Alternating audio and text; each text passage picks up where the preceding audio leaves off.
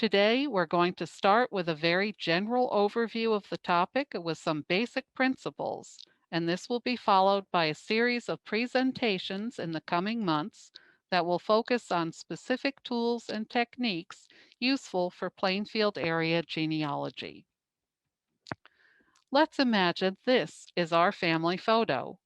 It may have hung with pride in a family home for all of our lives, and we may know the names of most of the people in it. Or we may have just found the photo in the bottom of a box or drawer. We may not know any of the names, but even a full list of names and birth and death dates is only a great start to learning who these people really were. We want to know how they lived their lives, what was important to them, and what they accomplished. What we learn will depend on what records they left behind and which records we can find.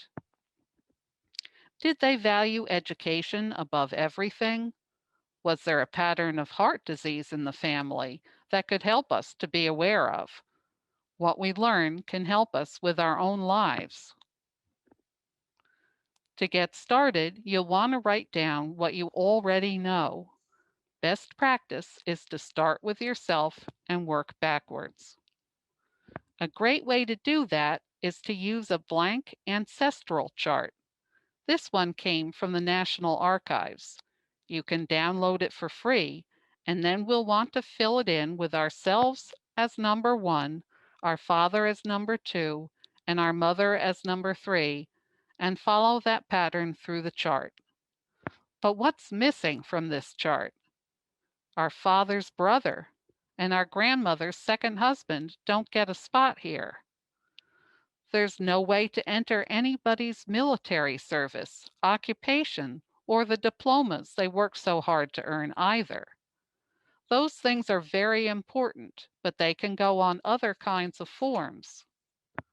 Cindy's list is a great place to go to look at your options for blank forms and a lot of other things that are useful for genealogy.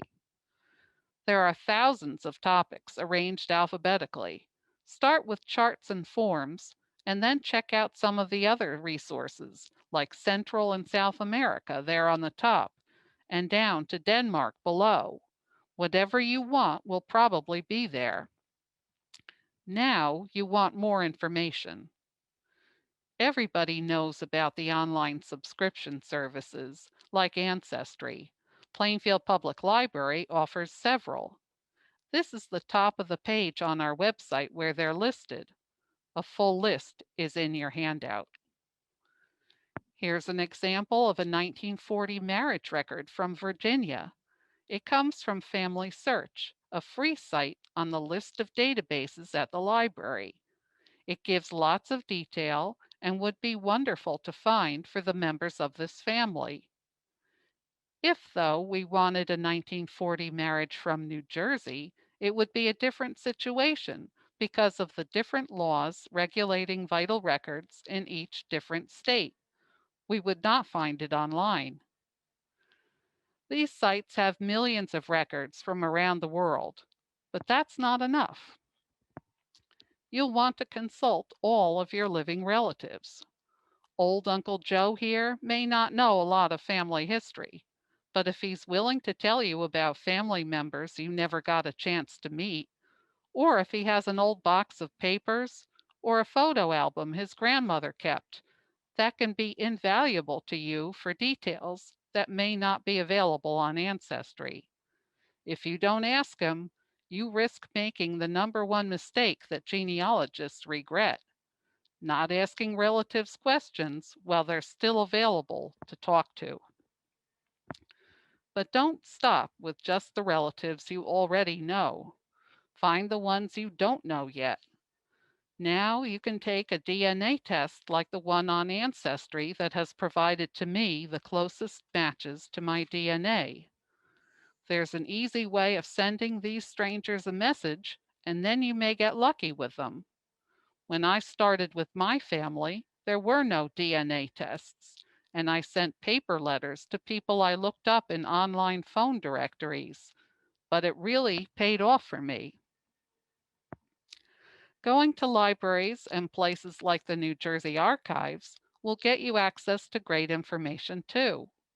When that's not possible for whatever reason, get in touch with them and investigate what they have. Here's our email address on the Plainfield Public Library website. We're happy to hear from genealogists.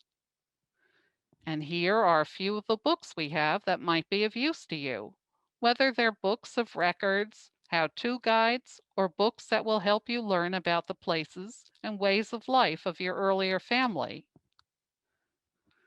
Some of what you'll find at these places is not in print at all. You won't find it in another library or on Ancestry because it hasn't been digitized, aside from this little portion of a page. This is an example of a funeral home record held at Plainfield Public Library. It's a great thing if you're descended from John DeVoe of Westfield. His parents are identified and his date of birth is given, along with several other useful details. Family items can also hold valuable clues. Not very many people are so lucky as to have a family autograph quilt, but this one is covered with clues for one family. Imagine having descended from Hannah Randolph. A family Bible is another exciting memento to consult. This one is a Norwegian Bible from my family, and it was offered to me by a cousin I'd never met, years after her brother got one of those letters I sent out. I thought it didn't reach anybody, but he got it and she saved it until she was ready to move and needed to find a home for her family things that nobody else wanted. Look everywhere. This little 50-cent address book with birthdays written in the front helped me figure out who to send the letters to. Everything you learn needs to be confirmed the best you can do it. Does that Norwegian Bible list a birth that took place before the Bible was published? How did the recorder know it was the right date? Did the person who supplied that date of birth in the funeral home record make a mistake during that potentially very upsetting time after losing a husband or father? Those who don't keep good records they can understand are doomed to waste time and frustrate themselves later. This is the number two biggest mistake for genealogists. Use paper forms, note keeping software, or anything that works for you. Finally, there's a lot to learn with genealogy. Family Search, the great resource for records, the one with the Virginia marriage records, also offers extensive educational material. Their Learning Center has recorded videos that can teach you how to do all kinds of research. The Research Wiki is a fabulous place to check when you want to know something specific, like where you can look for that 1940 New Jersey marriage record that is not going to be found online. You can learn more by signing up for a newsletter like this one.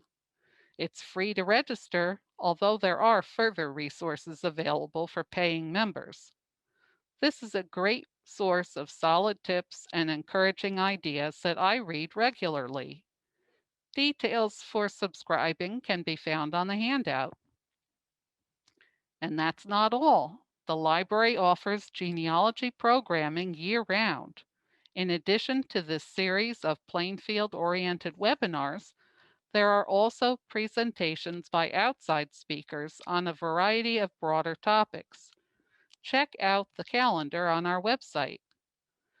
Thank you for joining me for today's program. I hope you found it informative.